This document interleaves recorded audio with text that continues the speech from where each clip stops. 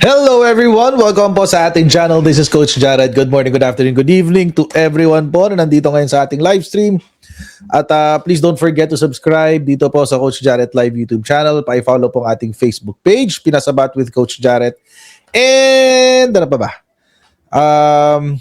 Ano pa ba? Ayun, pa-follow yung ating Facebook group. Tambayan ng mga Concheros para lagi po kayo updated sa mga ganap dito sa ating channel. Pero ang pinag-uusapan din ng ating mga kasama, mga like-minded peoples. Ayan. Okay. Shoutout muna tayo guys bago tayo patuloy. Okay. Asa na ba?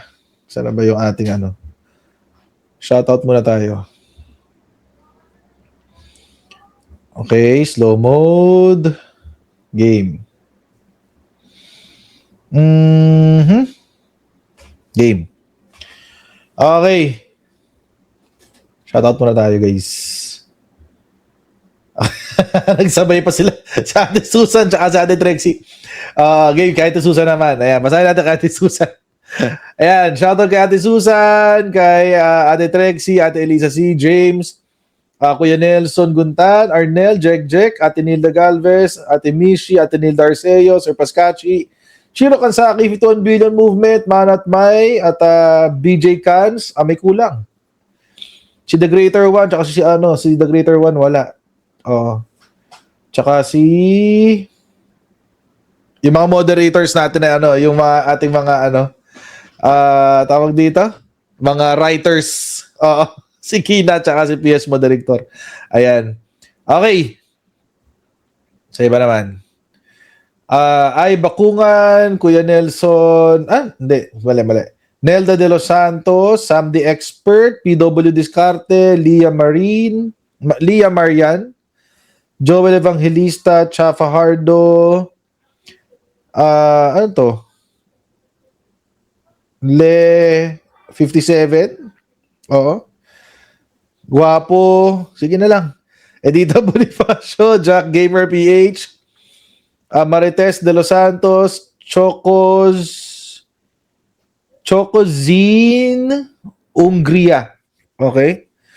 Wilfred Piso, Agata de los Santos, Romeo DJ, Splash Brothers, Maris Kalimag, Veronica Medina, Marlene Leyva, Invaders Basketball, Jessie Kim, Mary Cachola,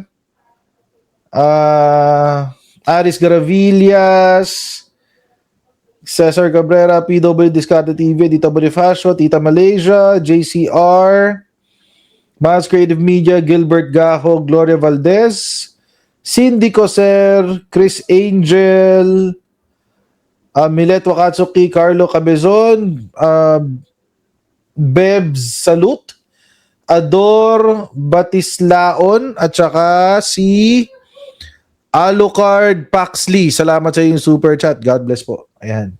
Okay, ganyan lang muna guys kasi marami tayong pag-uusapan today. My goodness. Oo. Actually, sa sobrang dami ng topic today, hindi ko alam kung anong itatopic ko talaga. Sa sobrang dami ng pwedeng i-topic, hindi ko na alam kung anong gagawin ko. Parang nalito na ako, anong gagawin ko. Hindi ko na alam, wala na. Ganon na naganap. Okay, but anyway, unahin natin dito sa, kasi alam nyo, ang laking, alam naman natin, nangyari Blue Ribbon. Tatawagin mo natin Blue Ribbon yun? Oo. Tatawagin mo natin Blue Ribbon Committee yung kanina. Parang hindi kasi Blue Ribbon yun. Hindi ko malaman kung dapat ba nating tawagin Blue Ribbon, guys. Kasi parang parang nagbobolahan lang tayo pag sinabi natin. Oo. Black Ribbon. Vlog lang. Black Ribbon. Press con. Ewan ko, di ko matawag na Blue Ribbon talaga eh. Di makuha ng konsensya kung tawagin Blue Ribbon yun. Ang labo kasi. Sabi ni Mark Francis Alcantara, pabati daw sa birthday sa misis niyang si Janelle. Ayun, happy birthday Janelle! Wait lang, may ano ako dyan eh. May pakulo ako dyan sa mga birthday na yan eh. Ano ba? Saan na ba yung ano ko? Hindi yan yun. Ay, nawawal. Wala. Yan. Asan na yung ano, mga pakulo ko sa pa-birthday. Yan, oh. Yun. Happy birthday, confetti! Woot, woot, fireworks! Happy birthday! Office ba na nagagamit ko na ulit yung MacBook? Oo. Anyway, game. Presscon. O sige, sabi ni Jan, Presscon daw ang tawag. Presscon daw ang tawag ni Tulpo. Eh di Presscon na lang ang gamitin natin. Oo. Alam naman natin mga kababayan na Presscon, isang higanting Presscon lang nga talaga yung nangyari kanina. Wala namang bago. May bago ba? Well, actually may isang bago. Pero kasi ito kasi yung pinapangalandakan dito ni Rodante Marcoleta dito sa presscon niya. Ito kasi yung patuloy nilang gustong isipin, no? Pinapangalandakan nila. Pinang ginagamit nila pampabola sa taong bayan na impartial or sila daw nandirito lamang para isiwalat daw ang katotohanan, guys. Oo, yun lang daw ang gusto nilang gawin. Magsiwalat lang daw ng katotohanan. Oo. Dahil daw gusto rong ibaon sa limot ng majority, ng bagong majority. Gusto raw ibaon sa limot yung flood control. Okay, ito yung sinabi kasi ni Marcoleta dyan. Papakinggan natin. Iisa lang po ang layunin. Iisa lang po ang layunin nila. Pigilin talaga at ibaon na sa limot ang tungkol sa pangyayari ng flood control scandal. Wala na pong ibang isyong pinag-uusapan. Wala na po. Kailangan po mapagtakpan, makalimutan, akala nila malilimutan ng taong bayan ang nangyari na skandal sa kasaysayan ng ating bansa. Sino pong makakalimot sa inyo? Iisa lang po ang layunin. Ayun. Yun ang sinasabi ni Rodante Marcoleta.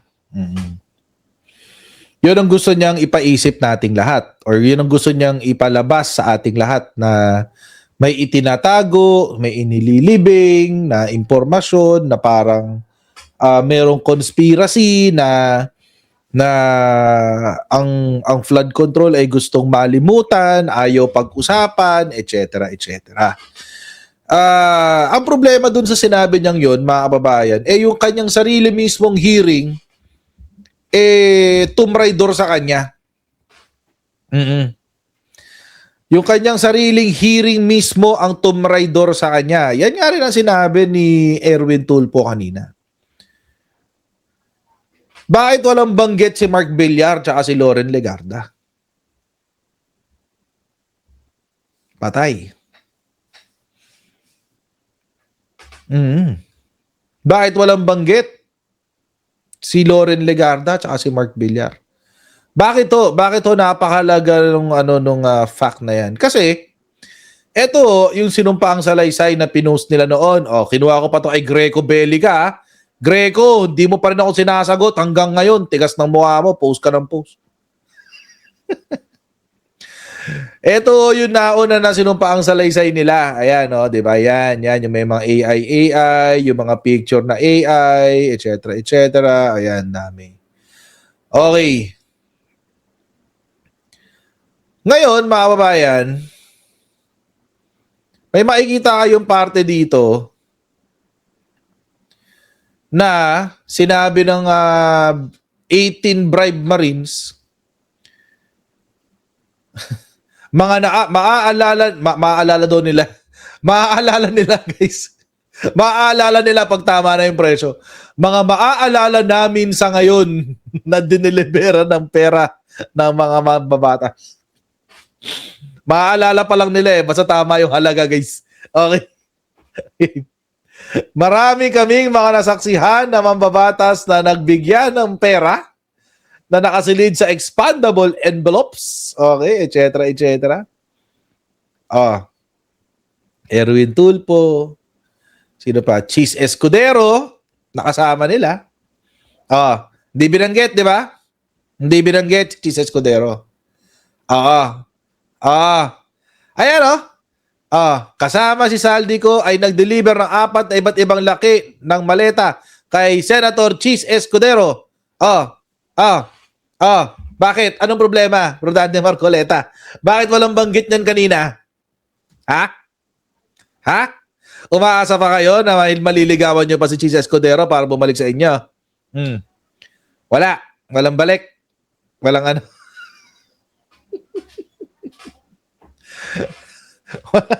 Walang ano? Walang banggit kay Cheese Escudero? Mga kababayan, ang nag-viral lang kasi kanina, yung kay Lauren tsaka yung kay Mark. Pero, kasama ko si Cheese. Umaasa ba kayo na lilipat sa inyo uli si Cheese Escudero kaya hindi nyo isinama sa expose?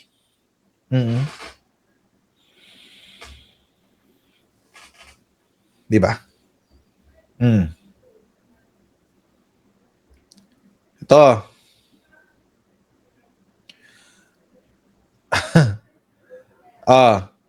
Dalawang medium size na maleta kay Senador Loren Legarda. Patay.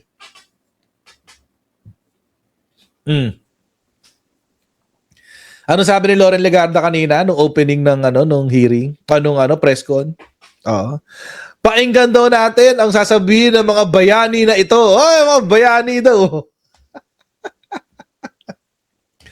Mga bayani daw. Isa ka pala eh. Nasarap tumanggap. 2 medium size na maleta. Diba? Diba, Jake? Bayani daw eh.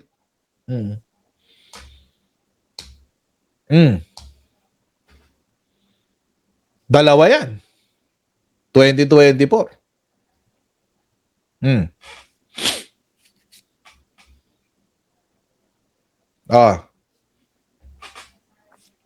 Tito Soto, given na yan. Ito. DPWH, 7 medium-size maleta kay dating senador at DPWH. Baliktad. Lagya ka na kayo? Kung sino man ang gumawa ikaw, Levi Baligod, ayusin mo tong hindi na pala maayos, sasubmit na pala. Ang pangit mo sumulat ng affidavit, mali eh. Dapat, dating DPWH at senador. Baliktad. Oo.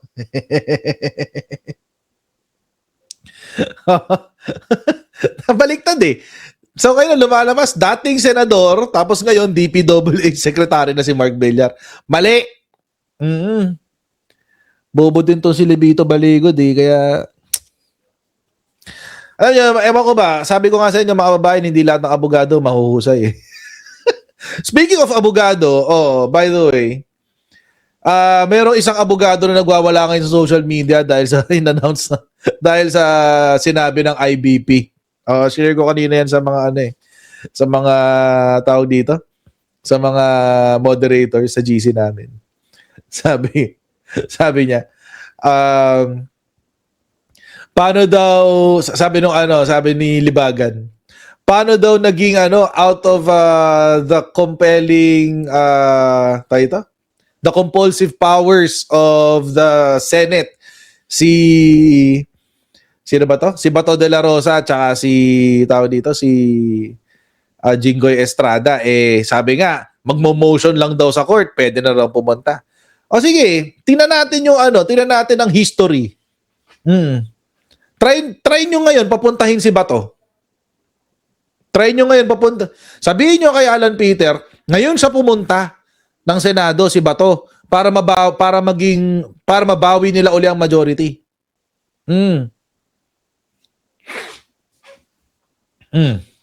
Tingnan natin kung lalabas. Sige. Tingnan natin. Try nyo. Yung pangalawa, o sige. Nung si ano ba? Nung si Trillanes ba? At saka si De Lima ba? Nung sila nakulong. Pinayagan ba sila ng korte na mag-attend ng mga sessions? Di ba? Hindi. They're beyond the compulsive powers of the Senate. Galit na galit si Libagan eh. Gigil na gigil dun sa post niya eh. Sabi niya, sino ba nagsulat nito? Gumanon-ganon ba siya? Oh, siya na kasi magaling. O sa paningin niya, siya na ang pinakamagaling. Well, alam niyo, alam niyo, kailangan talaga naman natin talaga ng healthy dose of confidence. Kailangan natin ng kailangan talaga natin individually tayong lahat, tayong mga tao, kailangan talaga natin ng healthy dose of self-confidence. Oo. Yung sa iba nga lang, sumusobra, pero sana kaya nating i-balance.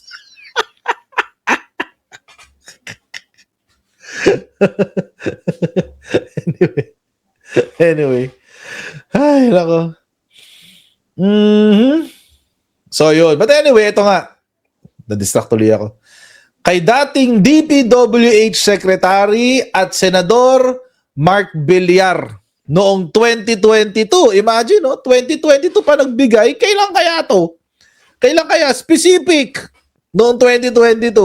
Nung siya ay DPWH Secretary o nung siya ay Senador na?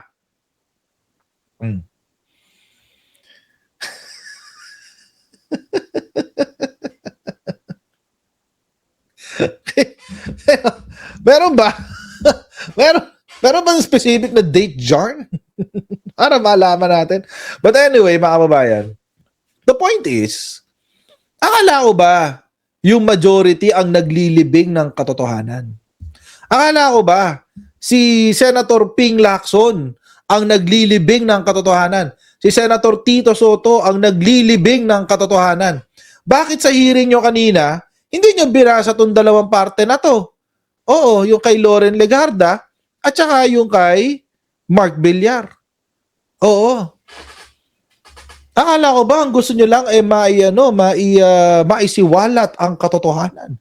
Malaman ng sambayan ng Pilipino ang tunay na kwento tungkol sa flood control. Tapos, ang tunay na kwento ng flood control ay maririnig lamang natin sa 18 bribe Marines. Ano nangyari dito? Ba't hindi niya pinakwento?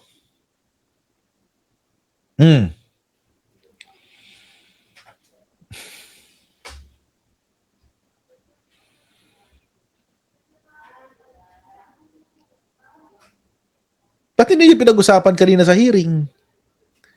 Bakit nakatutok lang kayo kay Tito Soto? Bakit nakatutok lang kayo kay Erwin Tulfo? Bakit? Hindi ko natatawaging 18 fake Marines pala yung mga bribe na sila. 18 bribe Marines. Oh, bribe Marines. Alam nyo, nakakatawa nga itong nangyari kanina kasi may palusot etong si Mama Alan. Si Mama Alan Peter. Oo. May palusot to si Mama Alan Peter, guys. Oo. Ano yung palusot ni Mama Alan? Ito sabi niya. Questions were raised over the omission of Senator Loren Legarda and the Villar siblings from an affidavit submitted by the 18 bribe Marines.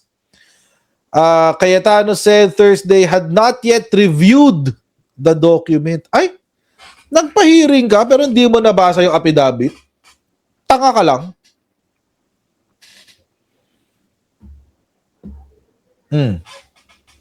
Tanga ka lang?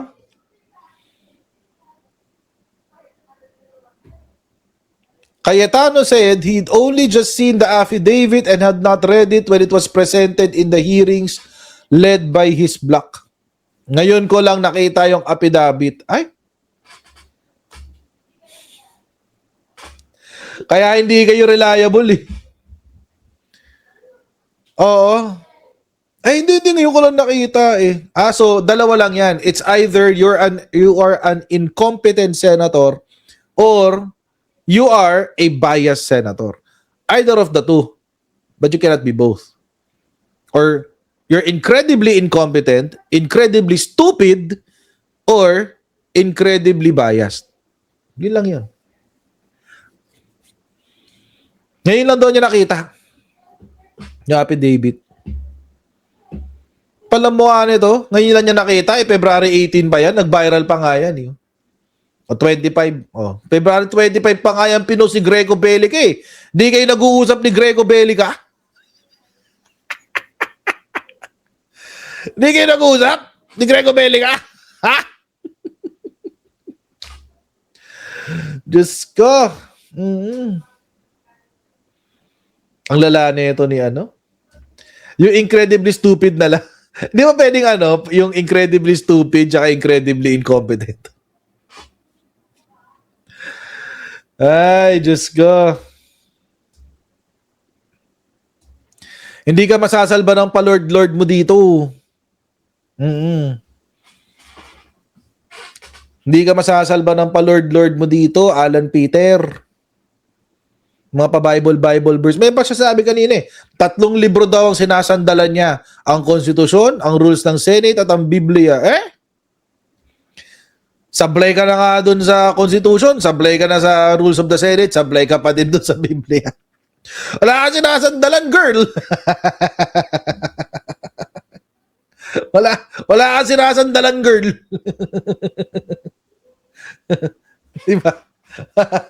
Oo. Ganon. Ang masyado siyang obvious eh. Diba? Wala siyang ewan ko sa kanya. Baliw na to si Alan. Oo, nababaliw na to si Alan. Eto yun, no? Nag-viral nga eh. Di ba? Loren, si Loren Legarda, 2 medium-sized maleta. Mark Villar. Sabi. And by the way, mga kababayan, hindi pa rin sila nagsasubmit ng kanilang individual affidavit. Oo. Sama-sama pa rin sila sa isa. Kaya tingnan nyo kanina, palya-palya yung testimonya nilang lahat. Palya-palya yung mga testimonya nilang lahat. Kasi, isa pa rin sila ng testimonya. Ibig sabihin, hindi pa rin napapractice yung script. Meron sila pinakitang pictures kanina, si PBBM. Pinicturean daw, 2023 daw yung picture. Nabisto yung picture, campaign period pa, 2022. Ano ba naman katangahan yun? Di ba? Katangahan eh. Maski sarili ng affidavit eh. Diyos ko, tinatraidor sila ng sarili ng affidavit. Alam nyo, nakakatawa na lang Ang nakakatawa na lang mga kababayan,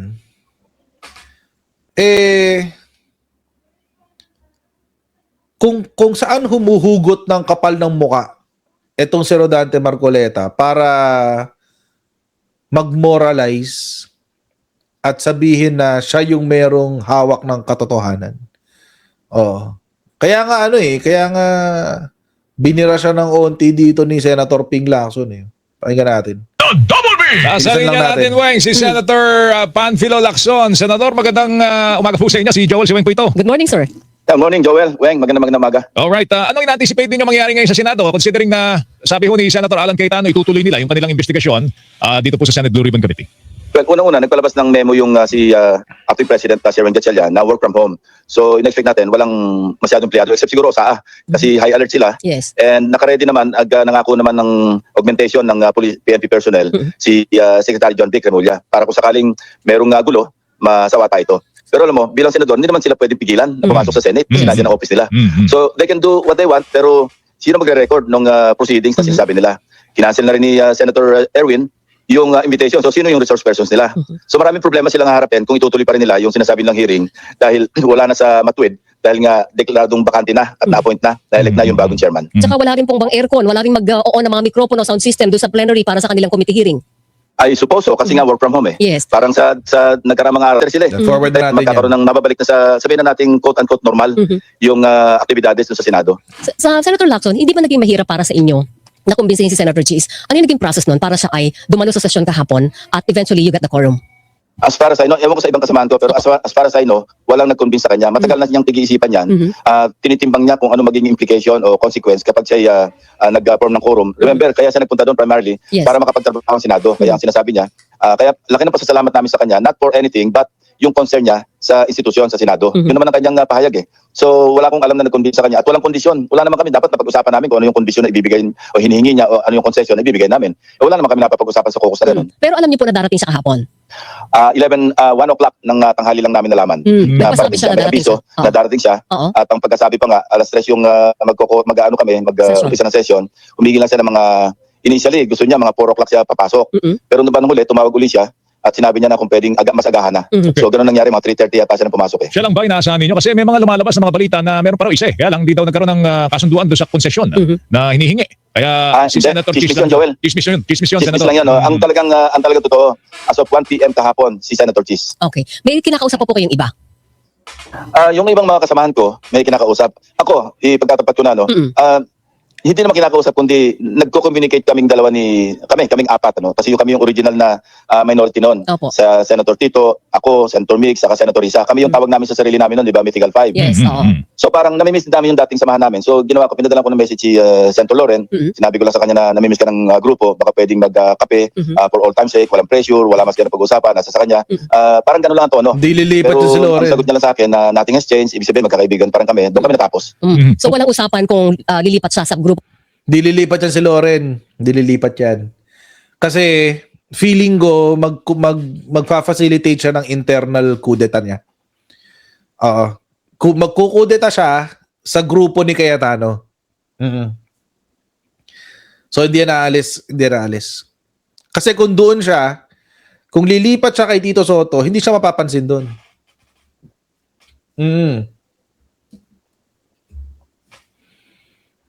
Hindi siya mapapansin doon.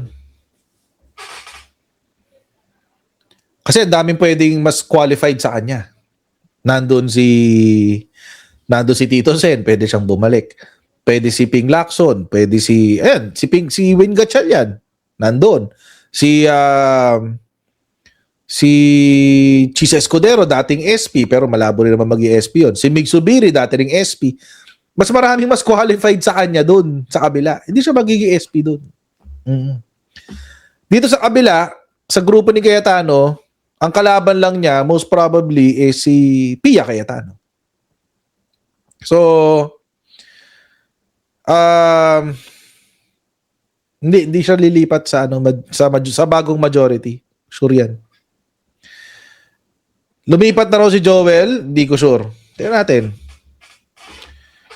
Kasi hindi ko kaagatin yan hanggat di official. Oh, hintayin na sa mga pag official lang yan pag sinabi na ng mga sources ko. Wala pa eh. Wala pa sila sabi sa akin eh. Basta ang alam ko si Joel Villanueva hindi na maramdaman. Wala na. Oh. Sino ba ang utang nag-expose ng anomalya sa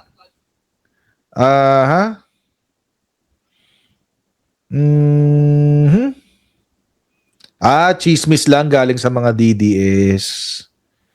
Sa kanila rin galing eh. Sa mga DDS din galing eh. Hindi ko aagatin to. Sa ako nakakaagatin to.